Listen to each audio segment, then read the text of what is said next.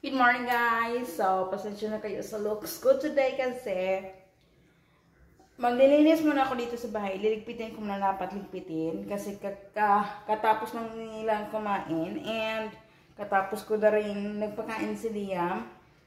And today, makatapos ko magligpit ito is maligo ako after nito. Kasi pupunta ko ng dentist. Magpa-adjust tayo ng ating brace.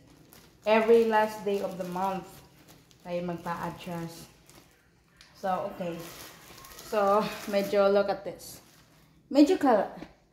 Hindi ganun kalat. Easy lang naman. Yung mga pinagkainan. Kailangan kong hugasan. And ganito. Ito yung mga jam. So, sa mga nagtatanong, so, sasagutin ko na po yung mga nagtatanong. So, may nagtanong sa akin, which, or a lot of you are still curious about Liam.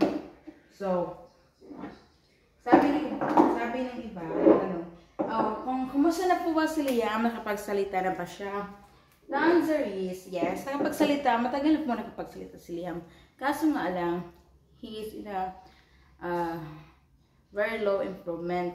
Parang, hindi katulad ng ibang bata na kapag nagsimulang magsasalita is nang patuloy-tuloy. Yung patuloy-tuloy siya kasi parang hindi siya interesado, like mahina, hindi yung priority niya. Kahit like magsasalita naman kami dito sa bahay. Kaya nga, yung ginagamit na naming language ngayon, isa lang, English lang, para hindi na siya malilito dito sa bahay.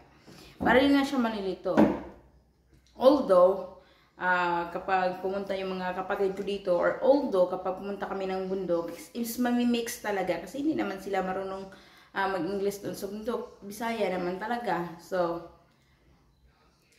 nakapagsalita na si Liam, yung mga like words, two words lang. 1 word to 2 words, and kung lucky ka, kumakanta rin siya ng like kumakanta siya ng mga twinkle twinkle, kahit hindi naman like 100% na clear yung sinasabi niya, pero maiintindihan mo. Kumakanta siya mga happy birthday, ganun. Like may mga words siya, marunong siya, like sabi ko na nga sa inyo, mag-ABC, marunong na yan, colors, marunong yan, mag-count, marunong na yan, mga animals, marunong na yan, yung mga sounds sa animals, marunong na yan. Hindi yun lang siya naririnig kasi I'm a mom. Hindi kasi ako palagi nag-video. Like, nag-video ako direct, katulad ngayon, direct lang. So, may less editing ako. Kasi, at the same time, hindi naman pwedeng sunod-sunurin ko or pipilitin ko yung anak ko na magsalita in the camera. Kaya sometimes, mahihain siya sa cameras. Like, mahihain siya. Kapag tumingin siya sa camera is, lang siya, like, nagsasmile, sayaw, ganon. Ang kaniyang, like, ang kaniyang mga alam niya na. Pero, yun na nga, hindi siya katulad ng ibang bata. Sabi ko nung hindi katulad ng bata nga, patuloy-tuloy. Tahimik kasi na bata si Liam. Tahimik siya na bata, hindi siya katulad ng iba na parang iyakin. Kahit may sakit pa si Liam, like kilagnat, hindi talaga siya nagre-reklamo. Hindi yan nagre-reklamo. Magpapahinga lang yan. Higa-higa, manood ng TV. Ganon lang. Hindi yung umiiyak-iyak siya. Hindi yung ganon. Umiyak lang yan kapag may something na gusto niya. Tapos hindi may bigay. Iiyak siya. Pero hindi katulad ng iba na iiyak na hanggang iiyak lang siya ng saglit. Saglit lang. And then, para ma-improve ang kanyang pagsasalita, para ma-improve, hindi ko naman po pwedeng dalhin dito para sa isip ko, alam niyo naman si Cyrus, hindi ko naman palaging puntahin dito sa bahay kasi nga, si Cyrus, yung lingwahe niya, Bisaya. Parang naman sa Liam. So, ipapasok ko for this year, ipapasok ko siya sa preschool. Para makita ko yung improvement niya. Para baka doon sa preschool, dahil marami nang magsasalita doon, marami ng mga bata, baka doon na siya ma-improve yung pagsasalita. So, doon ko lang po malalaman kung ma-improve ba yung pagsalita kapag ipapasok ko na po siya, kapag magsimula na po siya mag-aral doon sa preschool. Meron namang preschool dito sa amin na private. Doon ko po siya ipapasok for this year. Opening this year. So yeah, yun po ang plan ko. Plan namin. Kasi wala naman siyang sign ng sinasabi niyong autism. Mahihain lang siya na bata. Like, mahihain siya na bata. And mabait din siya. Mabait siya na bata. Tapos mahihain lang. Yun lang. And pag hindi talaga tsaka na natin makita kung mag-improve ba talaga si Liam sa doon sa school, ma-improve ba siya, bigyan mo natin ng chance, no? We're trying everything na para maano yung pagsalita ni Liam, no? Although alam namin na nakapagsalita naman talaga siya, pero ang hina lang talaga yung progress niya, sobrang hina.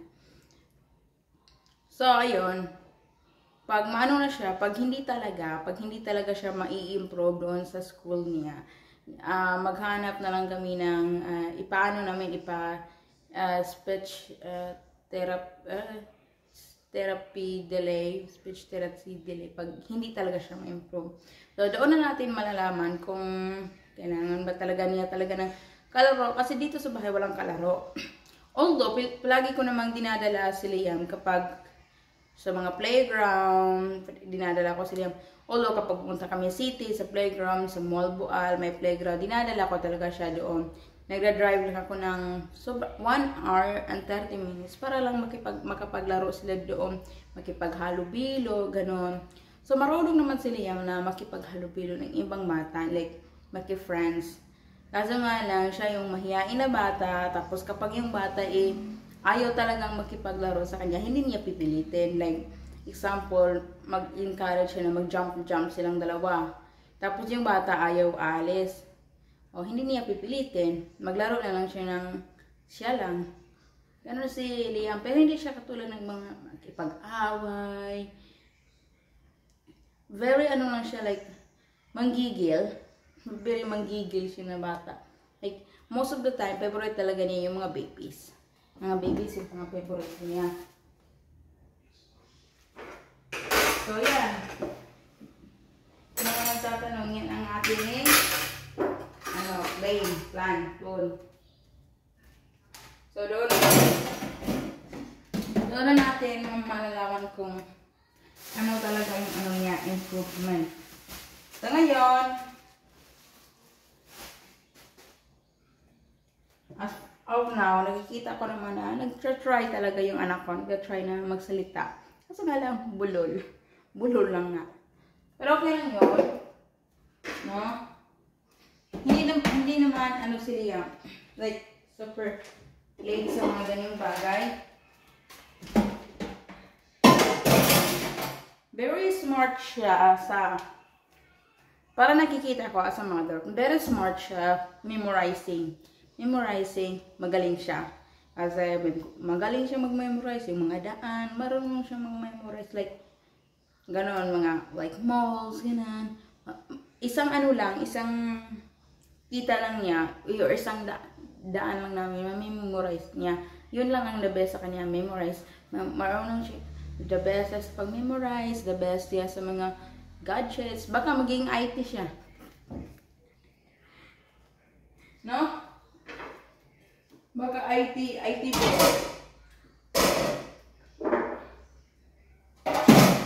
Who knows? So, yan. So, mga friends, ilalagay ko muna ito mga things dito sa ref. And, tingnan nyo, bilis lang maglinis. Tapos, ilagay ko ito sa ref. Tapos, voila, let's go na. Bye-bye. Maligo na tayo. Yung sahig, i-wipe. Oh, naka-vacuum. Kailangan lang mop. Pero na-vacuum ko na siya. Ganito yung hitsura niya. Kaya ba? Bilis naman. Ang bilis lang namin linis. Sa bahay. Sobrang bilis lang. As long as hindi magkalat yung mga toys. So, tingnan yung mga toys niya. Isang kabayo, isang tractor na hindi naman niya ginagawa. Yung papa kasi niya, bili ng bili. Kasi nag-iisa lang anak niya. And alam niya naman, sinespoil niya na. Kasi nag-iisang anak. Tapos gusto niya maranasan. Mahirap din yung asawa ko noon, no? Nung bata pa siya. So, yan, mga toys niya. Ito din, ibang toys din to. Animals to. Kasi mahilig siya sa mga animals. Sobrang daming animals. Dito, bowling. Mahilig din siya sa bowling. Ito mga bowling niya. And dito, yung mga stuffed toy niya na mga animal sizes din. Like, ganito. Animals din siya. Ganito. Animals din siya. Halos lahat dito, mga animals na teddy bear. Kasi yun ang mga favorite niya. Mga pony. Lion. Bye guys. Thanks for watching.